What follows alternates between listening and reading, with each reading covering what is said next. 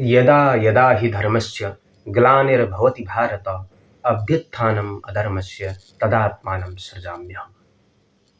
इस जगत में, इस सृष्टि में जब जब धर्म की हानि हुई है, धर्म पर अत्याचार हुए हैं, तब तब प्रभु ने अवतार लिया है साधुओं के कल्याण के लिए, सज्जन शक्ति के उत्थान के लिए और इस लोक कल्याण के लिए। इसलिए महाभारत में हमें बहुत कुछ सीखने को मिलता है। जो भी मनुष्य के जीवन में घटित होता है या हो सकता है, इसमें सब कुछ है, वे सब कुछ सार है।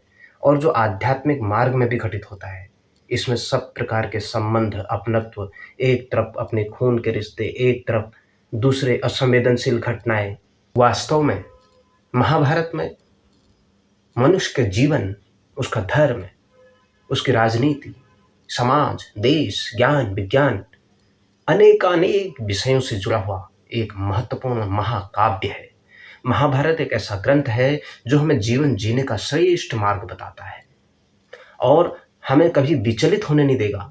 महाभारत की शिक्षाएं हर एक काल में प्रासंगिक रही है। भगवान श्री कृष्ण का जो जीवन है, उनका जो योजनाओं से भरा हुआ जीवन था, वह इसमें सीखने को मिलता है। उनका जो जीवन प्रबंधन है, वो सीखने को मिलता है। महाभारत से एक चीज़ और सीखने को मिलती है, हम जैसी संगत करते हैं वैसी हमारे अंदर रंगत होती है। आप चाहे कितने ही लाख अच्छे हैं और लेकिन आपकी संगत बुरी है तो आप बर्बाद हो सकते हैं। लेकिन यदि आप बहुत लाख बुरे हैं और आपकी संगत अच्छे लोगों से है तो आप उन्हें सुनते हैं, निश्चित ही आप कहीं ना कहीं आप बच भी सकते हो, आप आबाद भी हो सकते हो। महाभारत में दुर्योधन उतने बुरा तब नहीं था जब वो मामा शकुनी के प्रभाव में नहीं आया था। जब मामा शकुनी के प्रभाव में आए तो सब कुछ बर्बाद हो गया। उन्होंने ऐसी संगत पाल रखी थी कि उनका दिमाग चलना ही बंद हो गया। जैसा शकुनी उनको निर्देश देते थे, वैसा ही वो अपने जीवन में, अपने मन मस्तिष्क में वैसे ही नकारात्मक विचारों को अंगीकार करते थे। अगर हमारे विचारों में सकारात्मकता होगी तो हम और अच्छी चीज़ें होंगी तो हम अच्छे भविष्य की कल्पना कर सकते हैं, नहीं तो बिल्कुल नहीं कर सकते हैं। वही चीज़ दुर्योधन को एक दिन निगल गई। इसीलिए अच्छी संगति करें। कभी कभार अधूरा ज्ञान बहुत भारी पड़ जाता है, हमारे जीवन पर संकट भी उपस्थित हो जाते हैं और ये अभिमन्यु को इसका परिणाम झेलना पड़ा। इसलिए भ्रम की स्थिति में न रहें, भावुकता में कोई भी निर्णय न लें। और जब हम उस महासागर में कूद रहे हैं, उस युद्ध में कूद रहे हैं, तो वहाँ से वापस आने का भी विकल्प होना चाहिए। अगर हम एक ऊहापोह की स्थिति रहेगी, हमारे मन में किंग कर्तव्य विमूल की स्थिति रहेगी, तो यह सबसे बड़ा खतरनाक है। अभिमन्यु कितना वीर था, बहादुर योद्धा था, लेकिन उसकी मृत्यु जिस परिस्थिति में हुई सब जानते हैं। इसलिए ये अधूरा ज्ञान कभी कभार किसी काम का नहीं रहता। अपने विषय में पूर्ण पारंगत होना बहुत आवश्यक है, पूर्ण दक्षता होना बहुत आवश्यक है। इसीलिए अगर हमारे अंदर दक्षता नहीं होगी, कुशलता नहीं होगी, तो हम किसी भी क्षेत्र में कामयाब नहीं हो पाएंगे। इसलिए कामयाब होने के लिए पूर्ण दक्षता का होना बहुत आवश्यक है। महाभारत से ये भी सीखना चाहिए कि हमें अपने से बड़ों से कैसे वार्तालाप करना।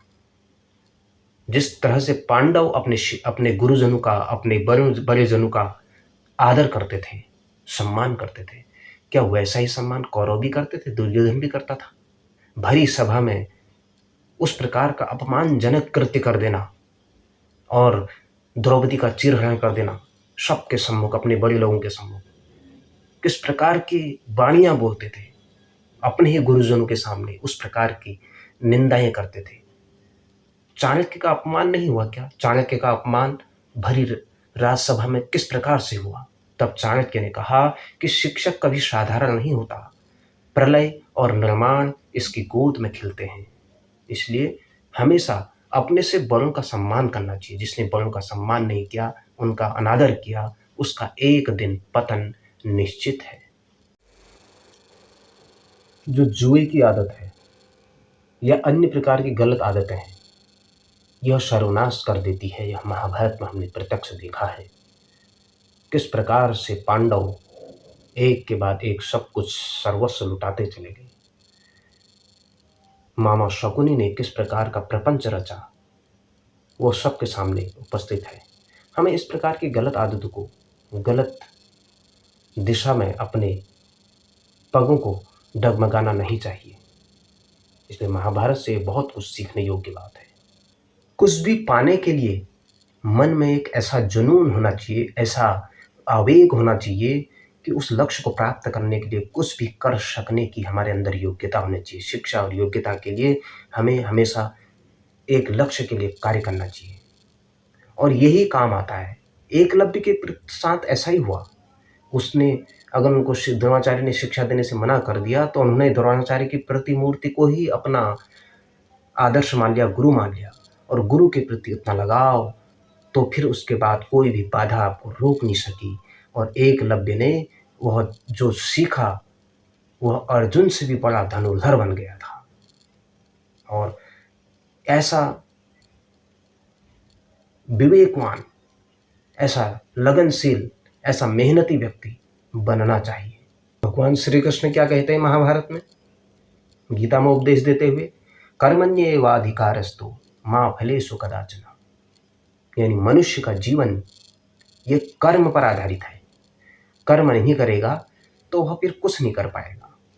इसलिए और कर्म भी कैसे, अच्छे कर्म करें जो लोगों के कल्याण के काम आए, जो जितना हो सके उतना अच्छा कर्म करना, अच्छा जीवन जीना और कोई भी किसी भी प्रकार का धन, वैभव या किसी भी प्रकार की उसका अहंकार नहीं करना, घमंड नहीं करना।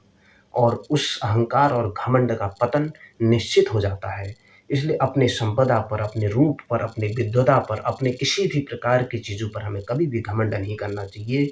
समय सबके साथ एक नहीं रहता, एक न एक दिन सब कुछ नष्ट हो जाता है। इसीलिए कहते हैं न किंचित शाश्वतम, कुछ भी यह जीवन में कोई भी चीज़ स्थायी नहीं है, इसलिए सब अस्थायी है।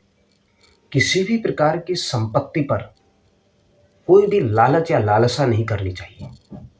यह इंसान, यह मनुष्य के जीवन को नरक का भागी बना देती है। अनीतिपूर्वक किसी भी संपत्ति को हड़पने का प्रयास नहीं करना चाहिए। आज नहीं तो कल ईश्वर उसका दंड जरूर देते हैं। जिस प्रकार का दंड दुर्योधन ने कहा पांडवों को कि हम आपको एक सुई की नोक के बराबर भी जमीन नहीं देंगे, तो उसका परिणाम क्या हुआ, आने वाला कल कितना भयावह हो गया। इसलिए संपत्ति और अपनी जो वस्तुएं हैं उन पर आसक्ति मत पालो। ये सब मृत्यु के बाद यहीं रह जाते हैं। इनको अर्जित करना है तो किसी का ज्ञान अर्जित करो, प्रेम अर्जित करो, लोगों के हृदय में जगह बनाओ और जो वही तुम्हारे साथ रहेगा। बाकी सब कुछ यहीं रह जाता है और ये सब स्थायी नहीं है, सब कुछ अस्थायी है और यह सब मृत्युलोक में सब मृत्यु के समान है, कुछ नहीं है। युद्ध से तो संकट होता ही है, क्योंकि जीवन अगर उत्सव भी है तो युद्ध भी है। जीवन अगर संघर्ष भी है तो यह एक सफलता भी है। जीवन अगर उतार भी है, चढ़ाव भी है। जीवन मोक्ष का कारण भी है, जीवन नरक का कारण भी है। हम जैसा जीवन जिएंगे, अगर व्यक्ति को किन मोर्चों पर, किन स्थितियों में, किन परिस्थितियों में लड़ना चाहिए, कि धर्म के साथ लड़ना चाहिए कि अधर्म के साथ लड़ना चाहिए, कोई जबरदस्ती थोपे हुए युद्ध के साथ तो नहीं लड़ना चाहिए। इसलिए हमें कभी भी कोई भी किसी भी प्रकार से जो अच्छी चीजें हैं उनका विरोध नहीं करना चाहिए। श्री कृष्ण ने हमेशा महाभारत में ये समझाया है कि किसी भी प्रकार के का हल अगर शांतिपूर्ण तरीके से नहीं निकल रहा है तो उसका हल है युद्ध। अगर युद्ध के रास्ते से अगर उसका हल निकलता है, अगर कोई शस्त्र की भाषा समझता है, शास्त्र की भाषा नहीं समझ रहा है, तो उसको शस्त्र की भाषा समझाना उचित है। लेकिन वह कहाँ पर न्यायोचित है और कहाँ पर करना चाहिए, क्या नहीं करना चाहिए, यह सब महाभारत में बताया गया है। इसलिए कभी भी हो हमें इस प्रकार के चीज़ों से भी हमें सीखना चाहिए। समाज में न्याय व्यवस्था का डर भी बहुत जरूरी है और कोई भी दंड देना भी बहुत जरूरी है और उसको सही रूप में लागू करने की क्षमता रखने वाले लोग भी होने चाहिए और ऐसे चिंतनशील लोग होने चाहिए। कभी भी अपराध से घृणा करनी चाहिए, लेकिन अपराधी से नहीं। हो सकता है अपराधी सुधर जाए, उसे सुधरने का मौका देना चाहिए। 100 बार तो भगवान श्री कृष्ण ने भी माफ़ किया था।